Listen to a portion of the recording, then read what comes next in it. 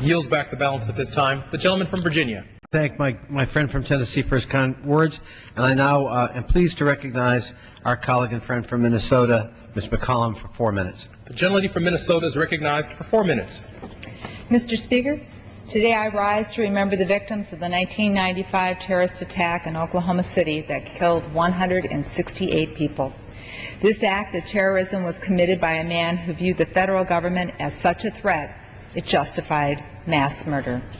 I applaud my colleague from Oklahoma for her resolution because it serves as a reminder that right-wing anti-government extremist groups are on the rise today.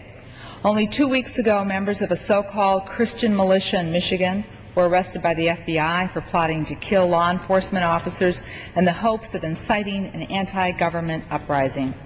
A national civil rights organization has documented a growing number of hate groups in America and states, quote, they are driven largely by an angry backlash against non-white immigration, economic meltdown, and the climb to power of an African-American president.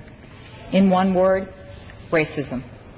Mark Podak of the Southern Law Poverty Center states, individuals associated with the Patriot movement during its heydays of the 1990s produced an enormous amount of violence, most dramatically the Oklahoma City bombing.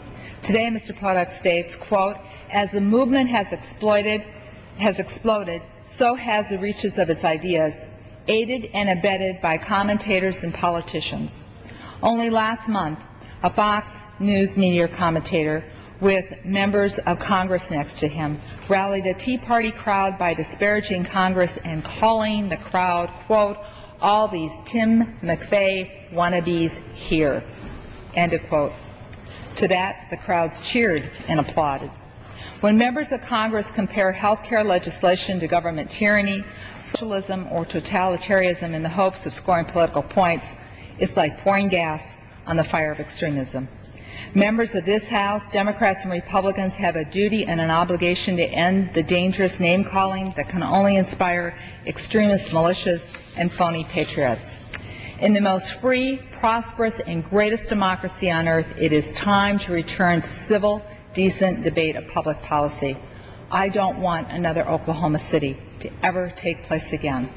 And just as we would not give aid and comfort to al-Qaeda, let us not allow the words of elected leaders to give comfort and comfortable excuses to extremists bent on violence. Words have power for both good and evil, and I implore my colleagues to temper their rhetoric and not only allow the words of a member of Congress to ever be used by a violent militia or phony hate-filled patriots to cause violence. The victims of Oklahoma City bombing were women at work, men in line for government services, and children in a daycare center. And these families were torn apart and they struggled to heal. A community was devastated, but it is again filled with hope and memories. And I hope this resolution and every member of Congress will reflect upon the victims of Oklahoma City, as well as our duty as elected leaders in a proud and free country. Mr. Speaker, I rise to ask unanimous consent to revise and extend my remarks, and I yield back my time. Without objection, the gentlelady yields back the balance of her time. The gentleman from Virginia. Mr. Speaker, I again offer my deepest sympathies to the victims of the attack on the Alfred P. Murrah Federal Building, as well as to the families and friends of those victims. 15 years later, we remember and mourn their tragic loss. I urge my colleagues to vote in favor of H.Res. 1206, and my colleague from Tennessee, having yielded back his time, I now yield back ours. The gentleman from Virginia yields back the balance of his time, all time having been yielded back. The question is, will the House and agree to House Resolution 1206 as amended? Those in favor say aye. Those opposed, no. In the opinion of the Chair, 2/3 being in the affirmative, the rules are suspended. The resolution is agreed to, and without objection, the motion to reconsider is laid on the table. Without objection, the title is amended.